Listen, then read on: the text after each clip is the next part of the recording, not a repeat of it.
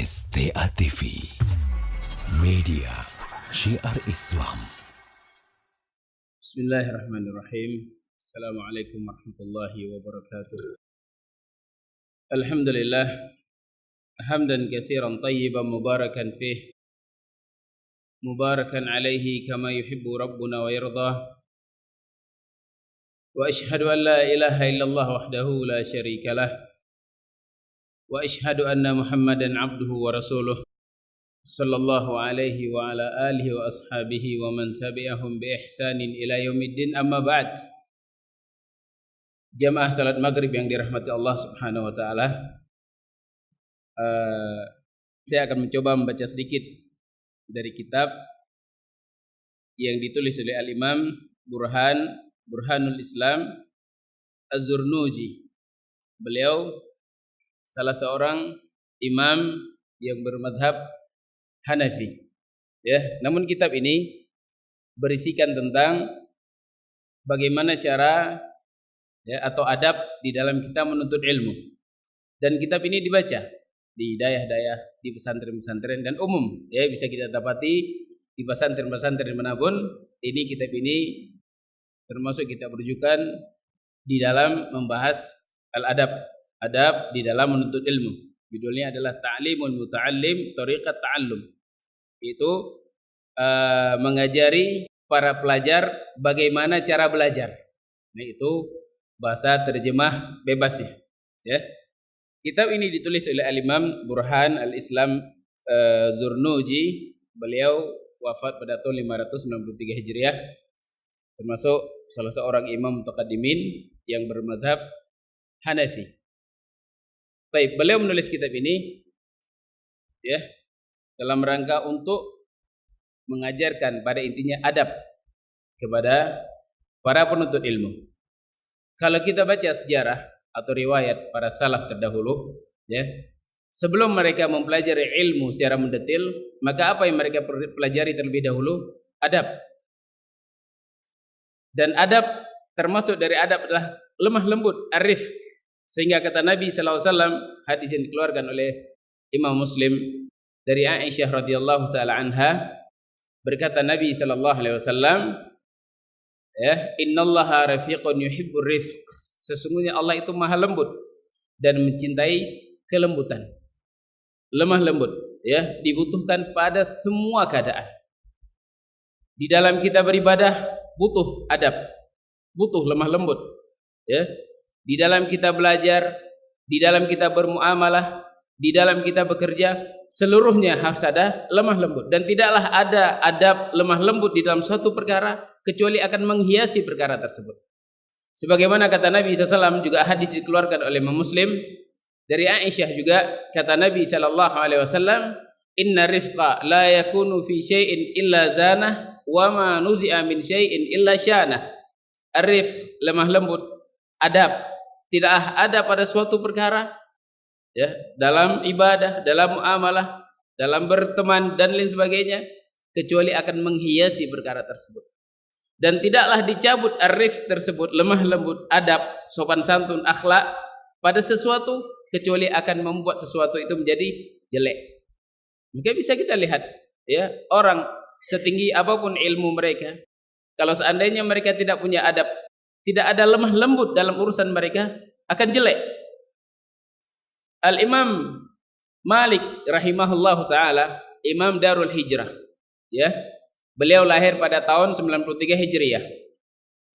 Beliau digelar Imam Darul Hijrah, imam di kota Madinah ya, tidak main-main, Imam Darul Hijrah. Sehingga kata Imam Syafi'i, idza dzukiral ulama fal Malik nujum. Kalau seandainya disebutkan para ulama, maka Imam Malik itu adalah bintangnya. Kemudian kitab yang beliau miliki, Al-Muwatta. Ya, kata Imam Syafi'i rahimahullah taala, tidak ada kitab yang lebih sahih setelah Al-Qur'an di muka bumi ini selain Muwatta Imam Malik. Namun Muwatta Imam Malik ini, kitab hadis beliau, dikatakan paling sahih pada zamannya sebelum datang Sahih Bukhari dan Muslim.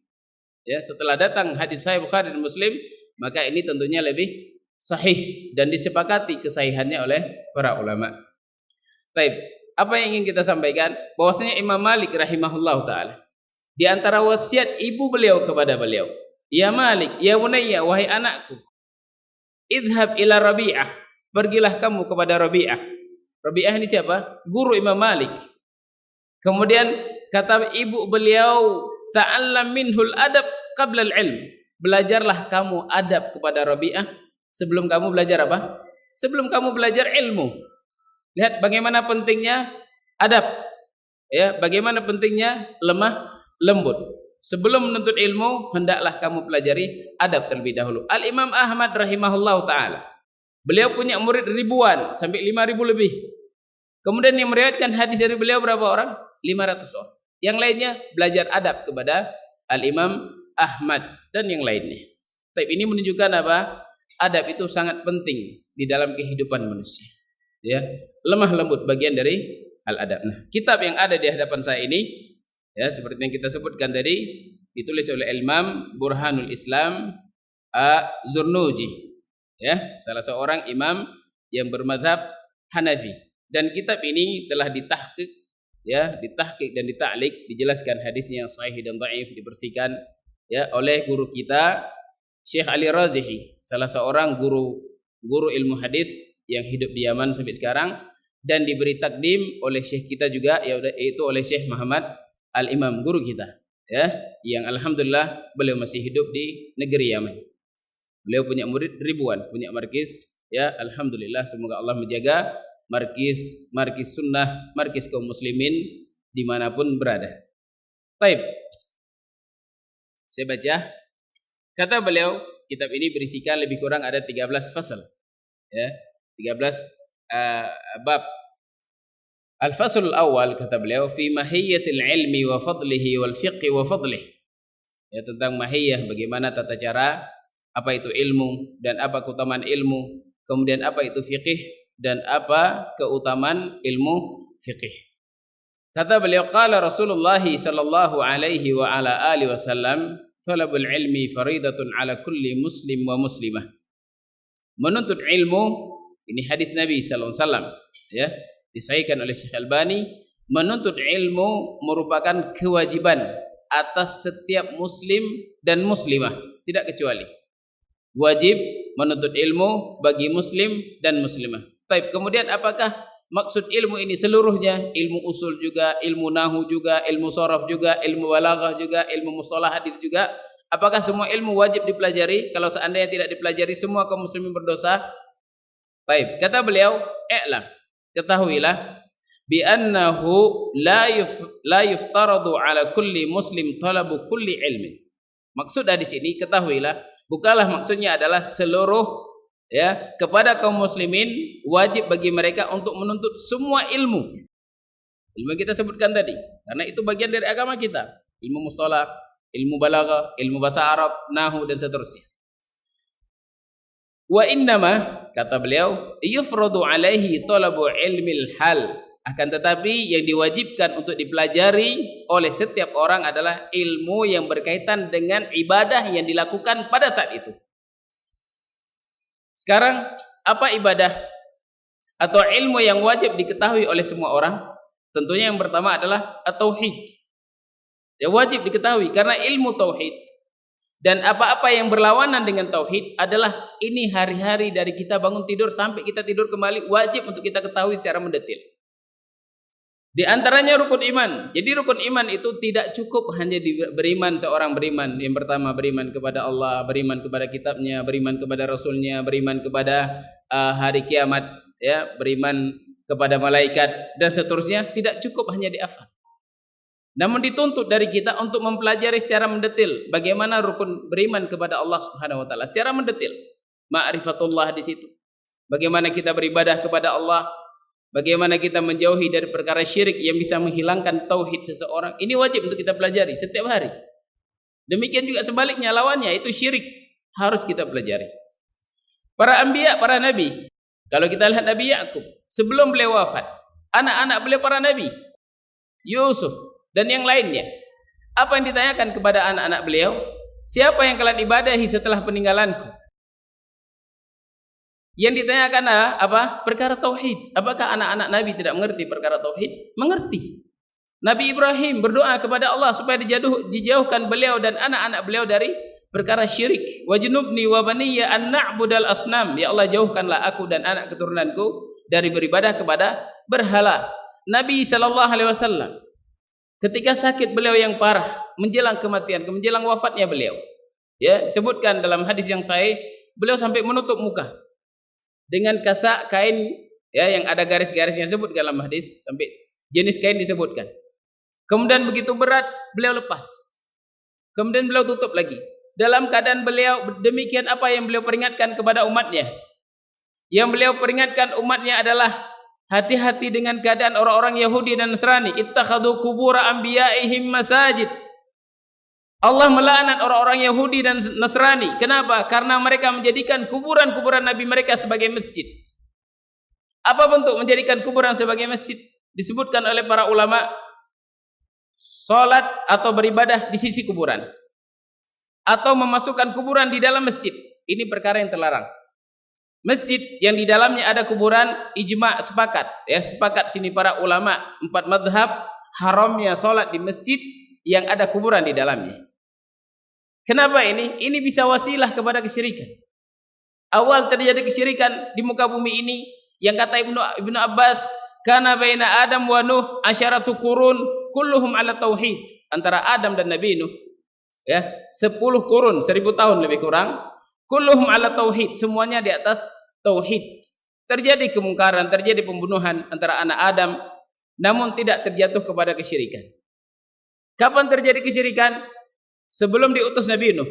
Kemudian diutus oleh Allah Nabi Nuh sebagai nabi dan rasul untuk menjelaskan kepada mereka perkara syirik, mengajak mereka untuk beribadah kepada Allah Subhanahu wa taala. Walaqad ba'asna fi kulli ummatin rasula an i'budullah wajtanibut taghut. Sungguh telah kami utus kepada setiap kaum seorang rasul. Apa tugas mereka? An i'budullah wajtanibut taghut. Hendaklah kalian beribadah hanya kepada Allah saja dan jauhilah para taghut. Pada saat itu telah ada berhala-berhala diibadahi. Dan ingat, berhala yang diibadahi ini asalnya adalah orang-orang saleh. Wala tadharunna wadda wala suwa'u wala yaghutha wa ya'uqa wa nasra. Jangan kalian tinggalkan orang-orang soleh ini. Asalnya menerima orang ini yang disebutkan oleh Allah dalam surat Nuh adalah orang soleh. Ketika orang soleh ini meninggal, orang-orang yang kemudian orang-orang yang ditinggalkan oleh mereka merasa punya jasa yang besar, teringat sedih mereka yang mendalam. Akhirnya untuk senantiasa agar supaya mereka bisa mengingat kepada orang-orang soleh ini, mereka letakkanlah buat gambar-gambar. Mereka letakkan biasa di mana mereka biasa tempat mereka duduk. Dan merangka apa? Kalau seandainya kita melihat gambar mereka, akan lebih khusyuk beribadah kepada Allah Subhanahu wa taala. Ini tujuannya. Ini awalnya. Bisa dilihat di kitab-kitab tafsir. Bisa dilihat di kitab-kitab yang berkaitan dengan terjadi awalnya kesyirikan kepada umat Nabi Nuh. Kemudian Allah mengutus Nabi Nuh untuk menyuruh mereka beribadah hanya kepada Allah, tinggalkan berhala. Awalnya mereka tidak menyembah. Ya. Asalnya niatnya apa? Untuk supaya ingat orang soleh akan lebih khusyuk beribadah kepada Allah. Kemudian mati generasi ini, datang generasi selanjutnya dan selanjutnya. Akhirnya mereka merasa bahwasanya dulu nenek-nenek kita beribadah ke sini. Bagaimana bentuk ibadah? Tawassul, meminta kepada mayit yang telah mati. Wahai fulan, ya Latta, ya Uzza, atau ya Nasr dan seterusnya, sampaikan kepada Allah demikian dan demikian. Atau mereka meminta ke kuburan. Ini bentuk kesyirikan yang terjadi. Sehingga Nabi SAW beliau menutup segala pintu yang bisa menjurus kepada perkara tersebut, sehingga beliau mengatakan, ya Allah, semoga Allah menjaga beliau dari dijadikan kuburan beliau sebagai masjid untuk diibadahi. Maka di sini para ulama sepakat tidak boleh sholat di dalam masjid yang ada kuburan di dalamnya. Baik. Nah, kembali kepada kitab tadi yang kita sebutkan, bahwasanya ilmu yang tidak boleh lepas dari kita adalah ilmu berkaitan dengan tauhid. Dan syirik, kita mengetahui syirik bukan untuk kita lakukan, tentunya untuk kita makin menjauh. Karena orang yang tidak tahu syirik dikhawatirkan akan terjatuh kepada kesyirikan. Seperti kata syair, araftu syarra la li syarrihi walakin li tawakkihi. Ya, man la ya'rifu khairan min asyarri yaqa'u fihi. Aku mengetahui kejelekan bukan untuk lakukan, bukan untuk aku lakukan. Ya, akan tapi aku untuk menjaga darinya. Karena orang yang tidak mengetahui kebaikan dari kejelekan dikhawatirkan akan terjatuh kepada kejelekan. Ya, kita mempelajari perkara-perkara yang diharamkan oleh Allah agar supaya kita bisa menjauh dari perkara tersebut. Baik, kemudian kata beliau, wa yuftaradu 'alal muslim talabu ilmin ma yaqa'u lahu fi halihi. Maka wajib bagi setiap muslim untuk mempelajari ilmu yang sedang dia geluti. Misalnya ibadah yang sedang dia lakukan sekarang ini. Salat, maka wajib mempelajari tentang salat. Sehingga Nabi SAW ketika ada orang yang baru masuk Islam, apa yang beliau ajarkan pertama sekali? Salat. Ya, sekarang tidak wajib. Misalnya ada orang masuk Islam, apakah wajib langsung kita ajarkan kepada dia puasa? Tidak wajib sekarang. Belum waktunya.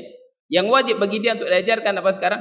Salat. Maka wajib untuk dia dipelajari tentang yang berkaitan dengan salat. Bagaimana rukun-rukun salat, syarat-syarat salat, bagaimana sah salat, kemudian bagaimana yang bisa perkara-perkara yang bisa membatalkan as-shalah. Maka wajib untuk dipelajari secara mendetil tentang berkaitan tentang salat. Wa yajibu alaihi biqadri ma yuaddi bihil wajib. Maka wajib atas dia untuk melaksanakan atau mempelajari perkara-perkara sesuatu yang bisa mengantarkan kepada untuk melaksanakan kewajiban. Li'annahu ma yatawassalu bihi ila iqamatil fard yakunu fardan. Karena sesuatu yang bisa menyampaikan kepada menegakkan suatu kewajiban, maka itu menjadi wajib. Seperti dalam ilmu usul disebutkan, la yatimul wajib illa bihi fahuwa wajib. Sesuatu tidak akan bisa terlaksana, kewajiban tidak akan bisa terlaksanakan kecuali dengan sesuatu, maka sesuatu itu menjadi wajib. Salat di masjid bagi laki-laki wajib. Asalnya berjalan, apa hukum jalan? Mubah perkara asalnya. Ya, berjalan kiri kanan maju, jalan kemana-mana, asalnya mubah. Namun kita wajib sholat di masjid. Kalau seandainya kita tidak berjalan, ya kita tidak akan sampai ke masjid, maka berjalan menjadi wajib. Asalnya apa hukum berjalan? Mubah. Namun karena tidak akan bisa sempurna kewajiban kecuali dengan sesuatu, maka sesuatu itu menjadi wajib. Asalnya tidak wajib belajar semua ilmu. Namun ketika sholat kita tidak akan bisa melaksanakan sholat kecuali dengan belajar, maka wajib bagi dia untuk belajar. Inilah maksud hadis Nabi, talabul ilmi faridatun ala kulli muslim wa muslimah. Dari apa yang paling dibutuhkan. Baik, kemudian kata beliau,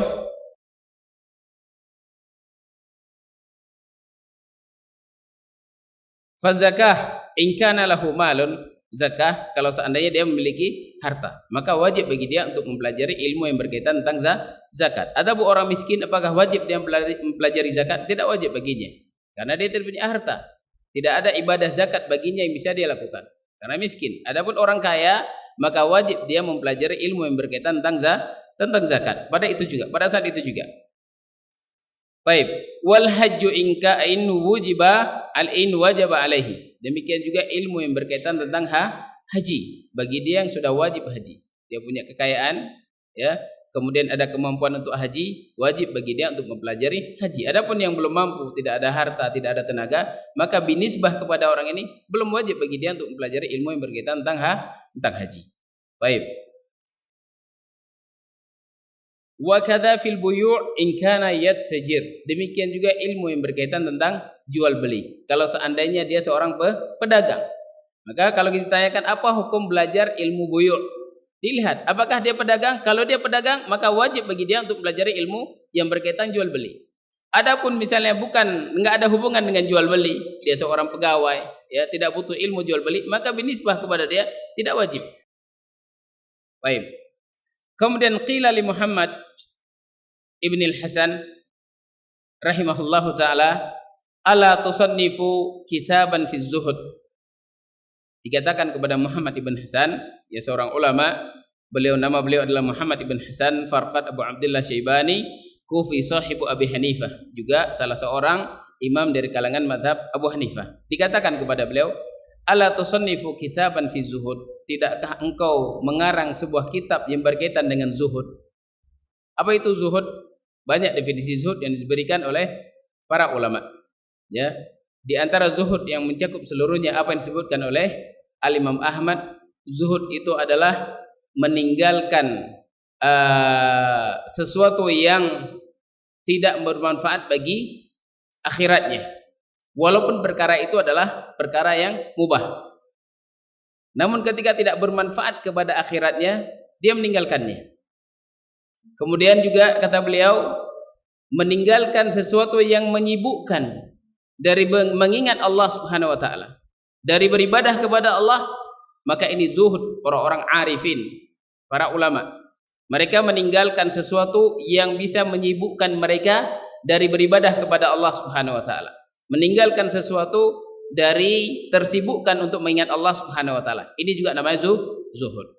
Banyak definisi zuhud. Nah, kemudian disebutkan kepada Muhammad ibn Hasan, kenapa engkau tidak mengarang satu kitab yang berkaitan dengan zuhud?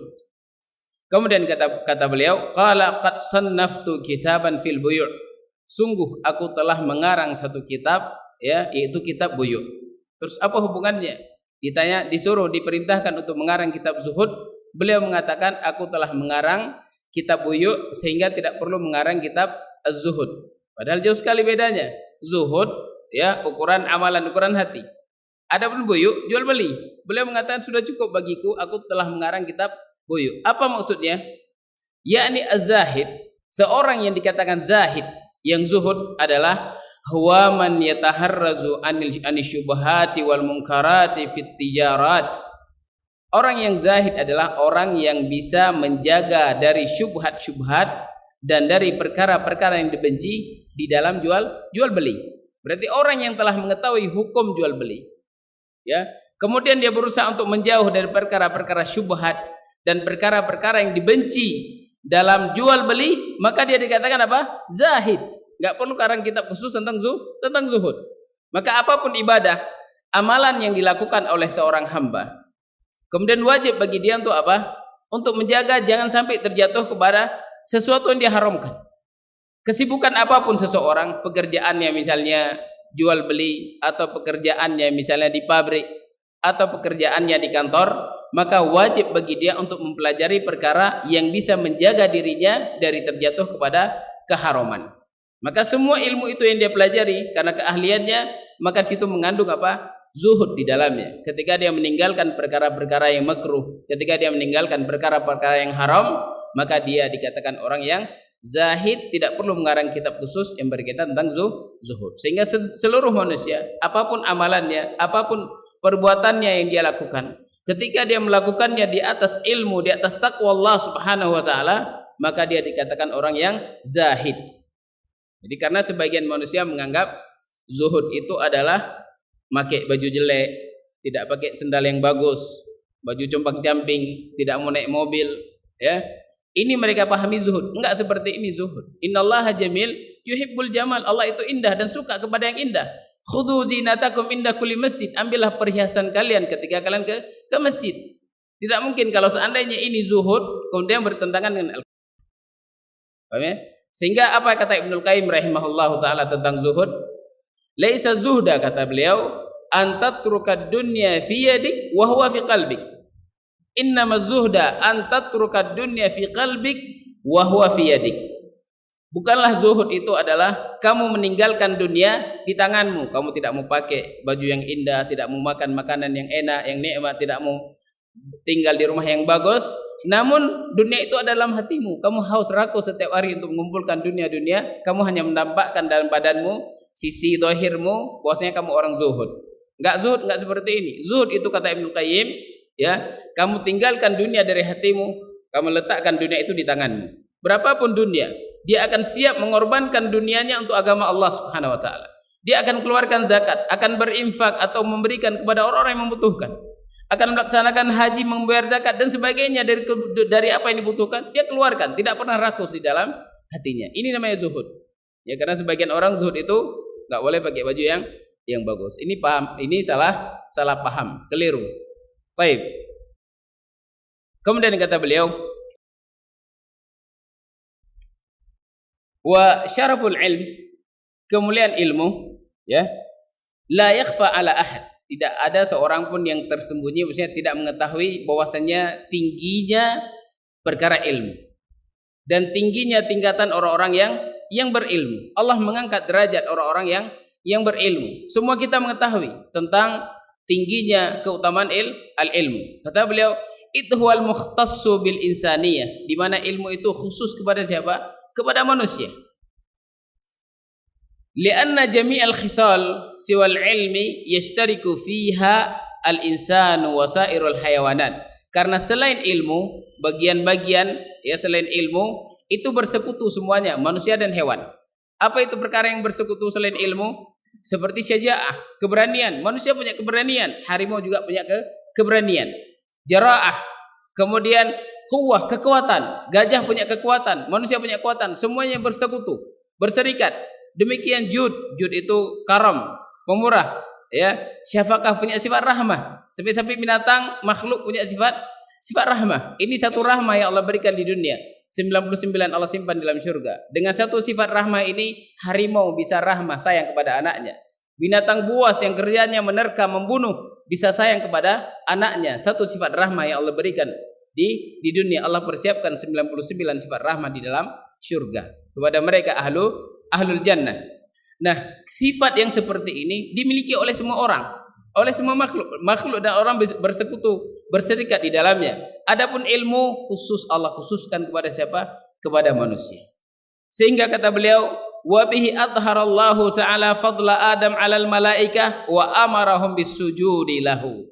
Maka di sinilah ya, jelaslah bahwasanya Allah Subhanahu wa taala mengutamakan Adam karena sebab apa? Ilmu. Mengutamakan Adam dari malaikat dan dari iblis pada saat itu.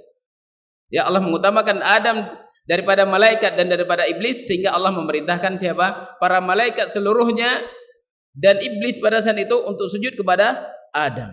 Kenapa? Karena Allah berikan Adam kelebihan berupa al-ilmu. Ini ketinggian al-ilmu. Wa inna ma syaraful ilmi likaunihi wasilatan ilal birri wat taqwa alladhi yastahiqqu bihi al-mar'u al-karamata 'inda Allah ta'ala wa sa'adatal abadiyyah. Hanya saja keutamaan ilmu. Kenapa? Karena keadaannya bisa menyampaikan kepada semua kebaikan. Ya, ilmulah yang akan mengantarkan kepada semua kebaikan. Orang tanpa ilmu tidak akan mendapatkan kebaikan, tidak akan sampai kepada kebaikan. Ilmu apapun, ingin hidup tenang, bahagia dunia, butuh ilmu. Demikian juga di akhirat butuh kepada ilmu. Ingin mendapatkan kebaikan, wajib dengan ilmu. Dan juga kepada takwa, yang dengannya seorang berhak untuk mendapatkan kemuliaan di sisi Allah Subhanahu wa taala dan mendapatkan kebahagiaan yang abadiyah dengan ilmu. Ya, yang mengantarkan kepada takwa, dan dengan takwa tersebut dia akan mendapatkan kebahagiaan di dunia dan di akhirat. Kama qila li Muhammadin ibn al-Hasan, sebagaimana disebutkan juga kepada Muhammad ibn al-Hasan rahmatullahi alaihi, syi'ran, sebuah syair. Ya, kalau dihafal bagus. Syair yang berkaitan bagaimana dia asung kita untuk menuntut ilmu. Ta'allam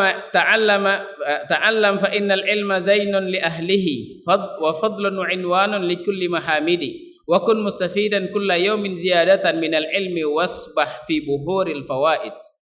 Kata beliau, hendaklah kamu mempelajari ilmu. Sesungguhnya ilmu itu akan menjadi perhiasan kepada pemiliknya dan akan menjadi keutamaan dan sebagai alamat bagi kebaikan seorang hamba, alamat ya bagi segala pujian, karena tentunya orang yang berilmu itu akan dipuji dan akan diangkat derajatnya. Semua kebaikan yang Allah sebutkan dalam Al-Quran tidak lepas dari apa? Dari ilmu. Semua kejelekan yang Allah sebutkan karena tidak lepas dari ilmu juga. Karena kejahilan, terjatuh kepada penyimpangan, terjatuh kepada kesyirikan, terjatuh kepada kemaksiatan, semuanya dibangun di atas karena kebodohan. Baik. Wa kun mustafidan kulla yawmin ziyadatan, dan hendaklah kamu menjadi seorang yang senantiasa mendapatkan faedah pada setiap hari, bertambah faedah yang kamu inginkan. Bertambah faedah yaitu ilmu.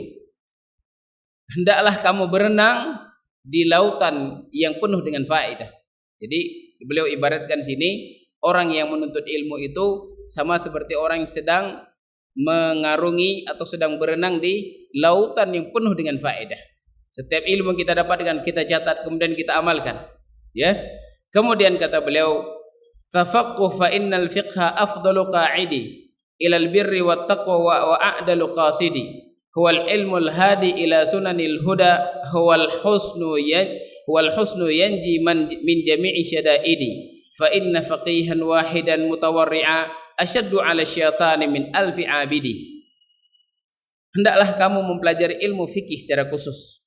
Ya, karena sesungguhnya ilmu fikih itu adalah sebaik-baik yang bisa menuntun seseorang kepada kebaikan dan kepada takwa. Dan dialah ilmu yang menuntun, yang membimbing kepada seluruh petunjuk. Sunanul huda, jalan-jalan petunjuk. Dan ilmu itu akan bisa menjaga ya seseorang, ya bisa sebagai penjaga yang bisa menyelamatkan dari seluruh kesusahan di dunia dan di akhirat. Fa inna faqihan wahidan mutawarri'ah, sesungguhnya seorang faqih, satu orang faqih yang wara', yang senantiasa menjaga dirinya tidak terjatuh kepada keharaman, ya, senantiasa takut kepada Allah Subhanahu wa taala, asyaddu 'ala syaitani min alfi 'abidi, lebih ditakuti oleh syaitan daripada 1000 abid tanpa ilmu. Ya, syair yang subhanallah pada tempatnya beliau menjelaskan bagaimana keutamaan al-ilmu. Baik, kemudian saya baca sedikit lagi. Wal ilmu wasilatun ila ma'rifati takabbur wa tawadhu wal ulfah wal 'iffah wat taqtir wal israf wa kadzalika fi sa'iril akhlaq nahwal jud wal bukhl wal jubn wal jur'ah. Ilmu sebagai wasilah untuk mengetahui takabbur. Wajib ya untuk kita mengetahui takabbur, karena orang yang punya kibir tidak akan masuk ke dalam syurga. Ya, la yadkhulul jannata man kana fi qalbihi mithqala habatin minal kibir. Kata Nabi, tidak akan masuk syurga orang yang ada di dalam hatinya sedikit daripada kesombongan, kibir. Kemudian para sahabat bertanya, "Ya Rasulullah, rajulun yuhibbu ay yakuna na'luhu hasan wa thawbuhu hasan." Ya Rasulullah, seseorang yang dia senang dengan baju yang indah, kemudian senang dengan sendal yang indah, apakah ini termasuk sombong? Kata Nabi, "La, innallaha jamil yuhibbul jamal." Allah itu indah dan suka yang indah. Silakan pakai baju yang indah. Silakan Anda pakai sendal yang indah kalau Anda memiliki kemampuan. Silakan beli. Nah, kemudian al-kibir kata Nabi, batarul haq wa ghamtun nas. Kibir itu adalah menolak kebenaran. Ketika datang kepadanya kebenaran Al-Quran dan Sunnah dengan pemahaman para sahabat, dengan bimbingan para ulama, kemudian dia menolak dengan alasan tidak sesuai dengan adat saya, tidak sesuai dengan pikiran saya, tidak sesuai dengan guru saya, tidak sesuai dengan nenek-nenek saya. Menolak kebenaran kenapa? Karena sombong. Ya, karena tidak sesuai dengan keadaannya, maka ini dikatakan sombong. Kemudian meremehkan manusia, ini juga sombong. Nah, orang yang seperti ini kata Nabi tidak masuk ke dalam syurga. Maka wajib untuk kita mempelajari ilmu yang berkaitan tentang takabbur, kemudian ilmu yang berkaitan tentang tawadhu, kemudian ulfah, ya, persaudaraan, persahabatan. Kemudian juga wajib kita mempelajari perkara iffah, meninggalkan perkara-perkara yang syubhat, yang haram. Kemudian israf, kita juga harus mengetahui perkara israf, mubazir. Wa kadzalika fi sa'iril akhlaq nahwi jud. Demikian juga wajib kita untuk pelajari yang berkaitan dengan akhlak-akhlak, seperti akhlak yang jelek, akhlak bukhl, pelit, wal jubn, ya, penakut, wal jur'ah, kemudian sifat-sifat yang berani. Ini harus kita ketahui karena ini akan mengantarkan kepada kebaikan, ya, kepada bir dan kepada at-taqwa. Tapi mungkin ini bisa kita sampaikan, ya, lebih dan kurang saya mohon maaf.